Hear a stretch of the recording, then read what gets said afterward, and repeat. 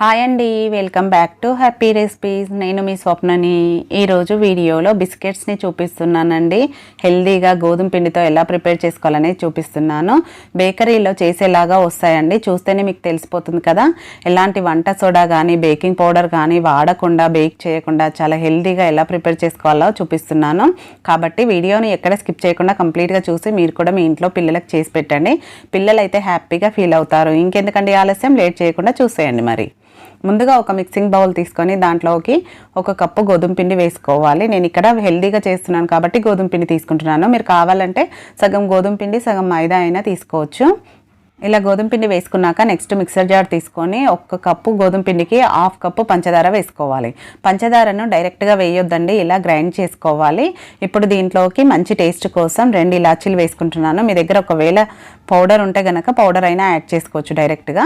ఇప్పుడు ఈ షుగర్ పౌడర్ని దీంట్లోకి వేసేసుకోవాలి. నెక్స్ట్ 1/4 కప్పు ఉప్మా రవ్వ, మనం ఉప్మా చేసుకుంటాం కదా, ఆ రవ్వ సూజీ అంటారు కదా, అది వేసుకోవాలి 1/4 కప్పు. కొద్దిగా సాల్ట్ వేసుకోవాలి. 2 టీ స్పూన్ల ఎండు కొబ్బరి పొడి కూడా వేసుకోవాలి.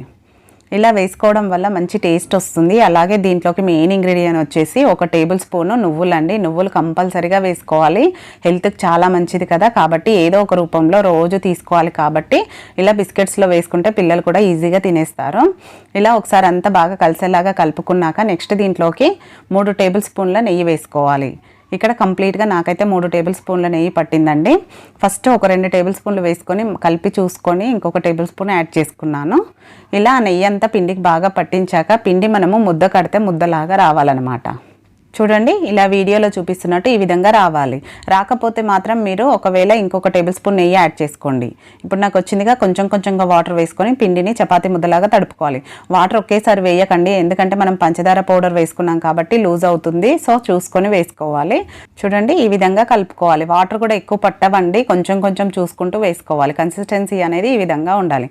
ఇప్పుడు దీనిపైన మూత పెట్టేసి ఒక 10 నిమిషాల పాటు రెస్ట్ ఇవ్వాలి. ఎందుకంటే మనం రవ్వ వేసాం కదా, అది కూడా పూర్తిగా నానాలి. కాబట్టి ఒక 10 నిమిషాలు రెస్ట్ ఇచ్చాక నేను 10 నిమిషాల తర్వాత చూపిస్తున్నాను. చూడండి, పిండి అనేది చాలా సాఫ్ట్గా అవుతుంది. దీన్ని గట్టిగా అస్సలు ఒత్తుకోవద్దండి.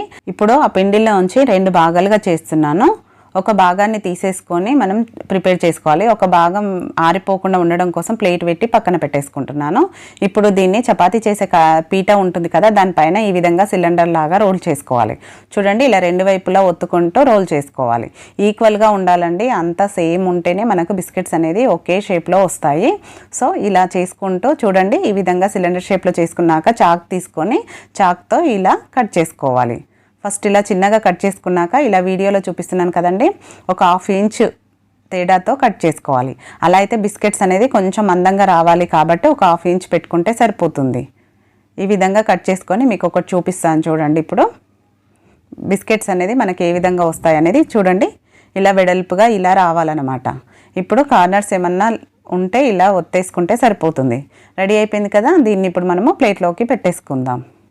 ఒక ప్లేట్ తీసుకొని ప్లేట్లోకి పెట్టేసుకోవాలి.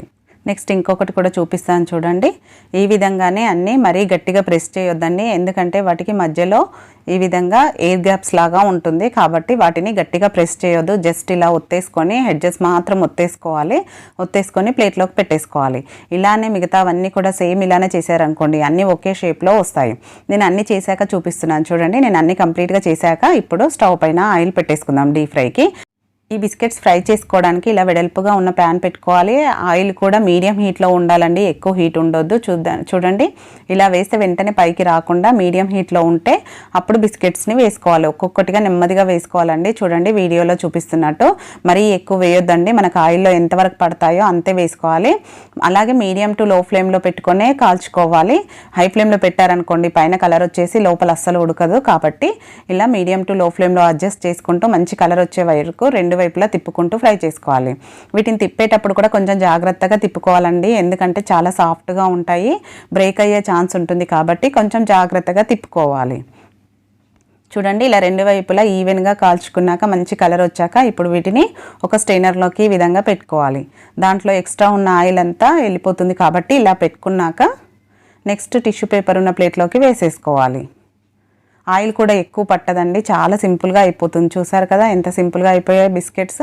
చూడండి చూస్తుంటేనే కలర్ఫుల్గా ఉన్నాయి కదా. ఇప్పుడు వీటిని టిష్యూ పేపర్ ఉన్న ప్లేట్లోకి వేసుకొని నెక్స్ట్ వేసేటప్పుడు లో ఫ్లేమ్లో పెట్టి వేసుకోవాలండి. ఎందుకంటే ఆయిల్ ఎక్కువ హీట్లో ఉంటుంది కాబట్టి లో ఫ్లేమ్లో పెట్టుకొని తర్వాత నెమ్మదిగా వేసుకోవాలి.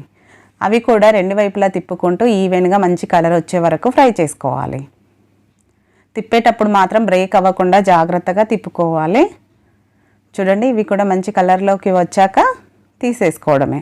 కొంచెం ఇవి కాలడానికి కొంచెం టైం పడుతుంది, కానీ ఇలా మంచి కలర్ వచ్చాకే తీయాలండి. ఎందుకంటే మనం స్లోగా ఫ్రై చేయడం వల్ల లోపల వరకు కుక్ అయ్యి మనకు వేడిగా ఉన్నప్పుడు మెత్తగా ఉంటాయి. ఇవి కొంచెం సాఫ్ట్గా చల్లారాక క్రిస్పీగా తయారవుతాయి. కాబట్టి వెంటనే వేడి మీద మూత కూడా పెట్టొద్దండి, ఓపెన్గా ఉంచేస్తే క్రిస్పీగా తయారవుతాయి. పూర్తిగా చల్లారినాక మాత్రమే ఒక స్టీల్ డబ్బాలో స్టోర్ చేసుకుంటే 10 to 15 days వరకు ఉంటాయండి. పిల్లలకు ఈవినింగ్ టైంలో కానీ స్కూల్కి స్నాక్స్ లాగా పెట్టడానికి కూడా చాలా బాగుంటాయి. కాబట్టి చేయడం కూడా చాలా ఈజీగా ఉంది కదా. చూడండి చూస్తుంటేనే తినేయాలనిపిస్తుంది కదా. చాలా క్రిస్పీగా ఉంటాయండి, చాలా బాగుంటాయి. కాబట్టి తప్పకుండా ట్రై చేయండి. ట్రై చేసి మీకు ఎలా కుదిరింది అనేది కూడా ఫీడ్బ్యాక్ పెట్టండి. అలాగే ఈ వీడియో మీకు నచ్చితే ఒక లైక్ చేయండి, మీ ఫ్రెండ్స్ రిలేటివ్స్తో షేర్ చేసుకోండి. మరిన్ని ఇలాంటి టేస్టీ రెసిపీస్ కోసం మన ఛానల్ని సబ్స్క్రైబ్ చేసుకోవడం మాత్రం అస్సలు మర్చిపోకండి. పక్కన ఉన్న బెల్ బటన్ని కూడా యాక్టివేట్ చేసుకోండి. Thank you for watching.